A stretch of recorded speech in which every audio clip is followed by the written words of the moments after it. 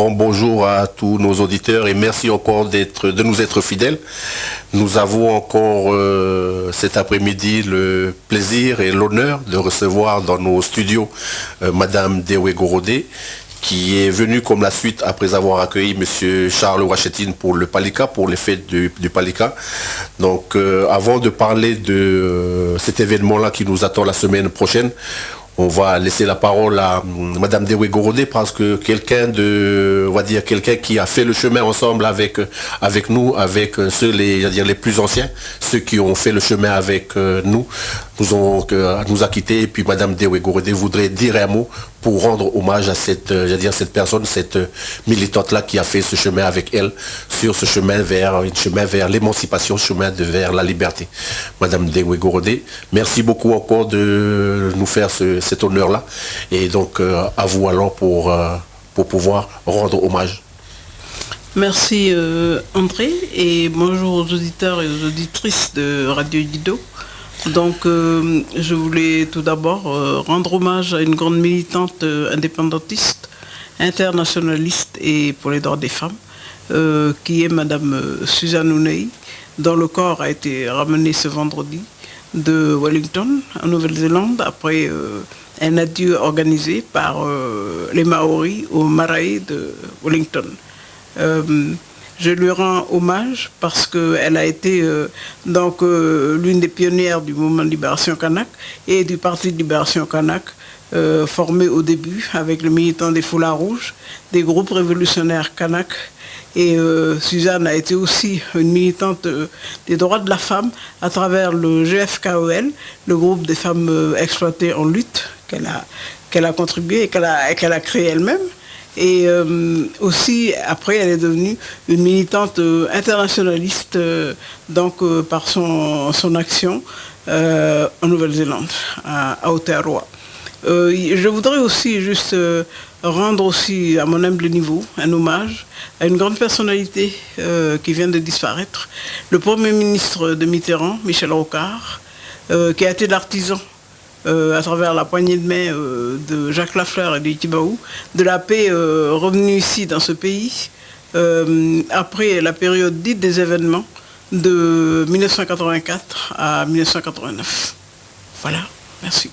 Donc, merci pour les hommages qui sont rendus à ces deux personnalités et plus particulièrement à Madame Ounei Suzanne, à qui effectivement on avait reçu dans nos studios, enfin du moins dans nos studios ici dans le pays, le groupe Herbs qui était venu nous rendre visite ici, et puis par la suite on a entendu aussi la nouvelle sur cette disparition-là de Madame Ounei. Donc tous les condoléances, peut-être on aura tout à l'heure des informations aussi par rapport à l'enterrement, mais le corps est déjà au pays.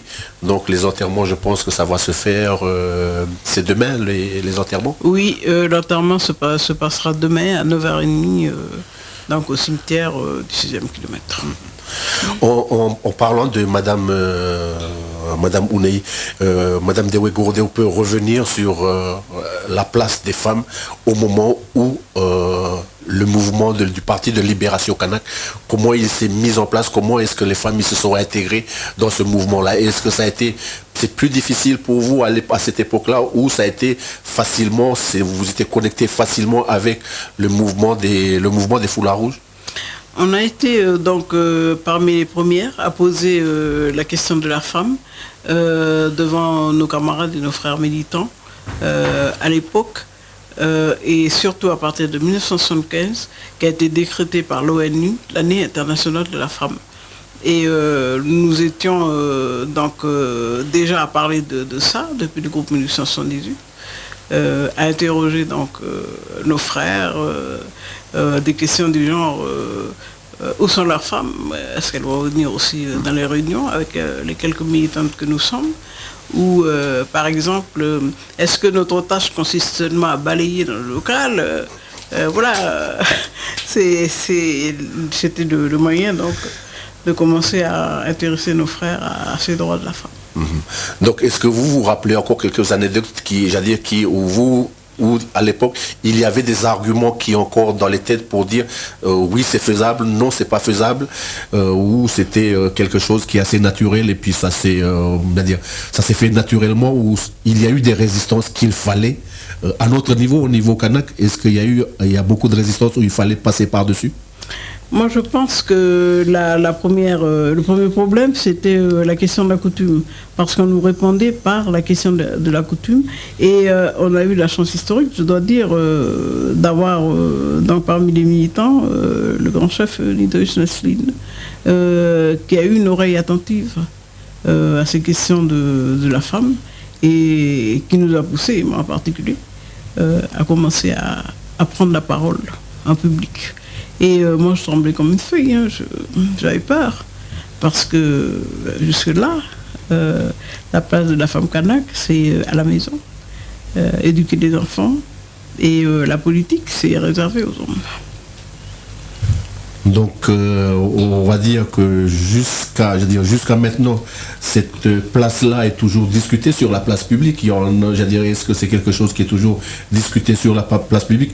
Mais cela ne vous a pas empêché, comme Madame Ounei, de s'engager déjà depuis 1975 à pouvoir travailler là-dessus avec, comme vous disiez tout à l'heure, avec cette recommandation au niveau des Nations Unies sur cette place qui est accordée aux femmes. Donc pour nos auditeurs, nous sommes pour pouvoir pas questionner, mais au moins se rappeler de l'engagement du Palika. On s'est appuyé sur un livre qui a été édité par Edipop pour les 30 ans du Palika.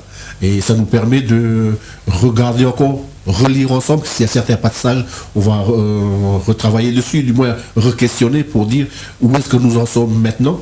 Et en reprenant le livre, j'ai vu, sous le titre, c'est 30 ans, maintenant on va dire le Palika à 40 ans, en chemin vers la citoyenneté. Aujourd'hui, on va parler de citoyenneté et puis on va de plus en plus parler de nationalité. Quand vous avez choisi ce titre-là, quelle est l'idée qui était derrière, l'intention de l'auteur quand vous avez choisi ce titre? En chemin vers la citoyenneté, parce que la citoyenneté est un point de l'accord de Nouméa, où il est dit qu'il faut construire la citoyenneté avec les gens de ce pays, tout le monde, quelle que soit la manière dont ils sont arrivés ici, que ce soit donc de fort degré ou de force. Et aujourd'hui, donc, en signant l'accord de Nouméa, on a dit qu'il faut faire chemin ensemble vers le destin commun. Et donc, la citoyenneté, comme la culture, est au centre de ce dispositif-là, parce que ce sont des secteurs où on est obligé d'aller vers les autres, de se lier avec les autres, que ce soit ici ou même dehors, quoi. Donc en fait, au niveau, dans le développement du livre, en relisant le livre, il y a des choix stratégiques. C'est-à-dire, vous disiez dans le chapitre 1, il y a des choix stratégiques et on peut se poser la question sur les objectifs de départ.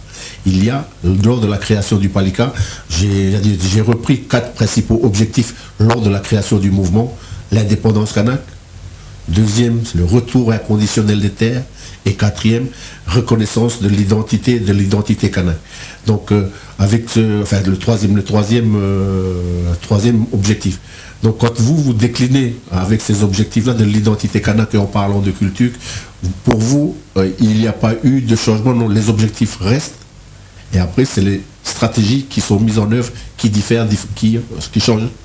Oui, selon le contexte historique du moment. Donc, au départ, déjà à travers le groupe 1878, on se dit donc anticolonialiste et on veut le retour des terres. Parce qu'ici, comme tout le monde le sait, les terres ont été pillées pour les besoins des affairistes, des capitalistes, etc. Et la terre a été délimitée en réserve pour être bien contrôlée, hein, on va dire, par l'administration coloniale. Donc, et en plus, au niveau de l'identité, on n'était pas considérés comme des hommes, on était plutôt considérés comme des sous-humains, donc ils n'avaient aucun droit. Et tout en discutant avec les camarades du groupe 78 à l'époque, on s'est dit, mais si on revendique toutes les terres, ça veut dire qu'on revendique tout le pays. D'où le mot d'ordre d'indépendance kanak. Donc issu. Et après, dans l'accord donc de Nouméa, avec le point sur la citoyenneté, l'identité kanak qui est au centre, et puis construire avec les autres la citoyenneté de ce pays. Et pour nous aussi, indépendantistes, la citoyenneté, parce que après la citoyenneté, c'est la nationalité, sur laquelle normalement une question est posée dans le référendum qui nous attend dans 2 ans. En 2018. 2018. Il y a un point qui reste encore en suspens. Maintenant, c'est quelque chose qui peut être discuté, j'allais dire, dans des ateliers ou dans les discussions au niveau des militants sur le retour inconditionnel des terres. On sait que sur les îles, on dit c'est presque déjà à 98-99% les terres qui appartiennent déjà aux Kanaks. Maintenant, sur la Grande Terre, il reste encore ce sujet-là. Et comment est-ce que la situation actuelle au niveau du retour inconditionnel des terres, cet objectif-là, est-ce que c'est quelque chose qui est déjà résolu? Pas tout à fait, et que vous avez encore des attentes là-dessus? C'est-à-dire que dans certains endroits, il y a des clans encore qui réclament leur terre. Mais sinon, le principal problème a été résolu à travers les discussions avec l'État, avec la DRAF, le retour des terres organisé par la DRAF, tout en indemnisant les colons.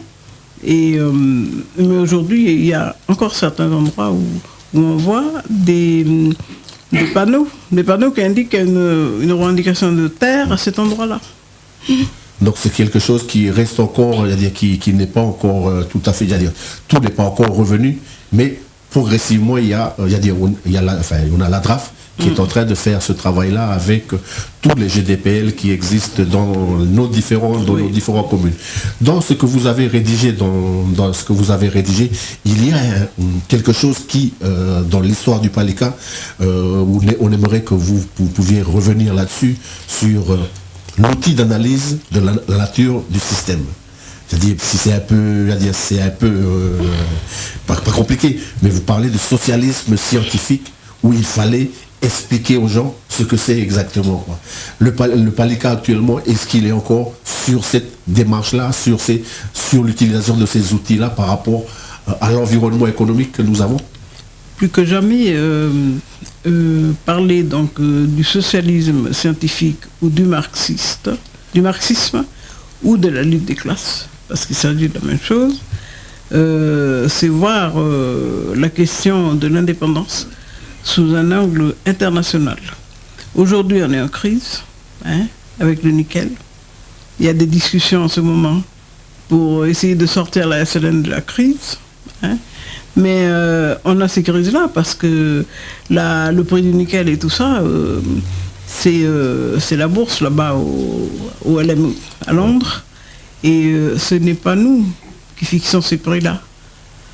Et donc, on les appelle les multinationales, d'ailleurs, ceux qui sont inscrits là-bas à la bourse, au LME. Et donc, ne serait-ce que ça, dans le marxisme, il est demandé à ce que tous ceux qui sont obligés d'aller vendre la force de travail, les prolétaires, comme dit Marx, il leur demande de s'unir pour lutter contre ce système international qui exploite l'homme, qui est donc à la base de l'exploitation de l'homme par l'homme. Et je dis que plus que jamais, aujourd'hui, on doit se dire qu'on est dans cette lutte-là, dans la lutte des classes, parce qu'aujourd'hui, tout le monde voit les méfaits de la mondialisation, justement. Et la mondialisation, c'est ce que nous appelions depuis le départ l'impérialisme, c'est-à-dire la dimension mondiale du système capitaliste.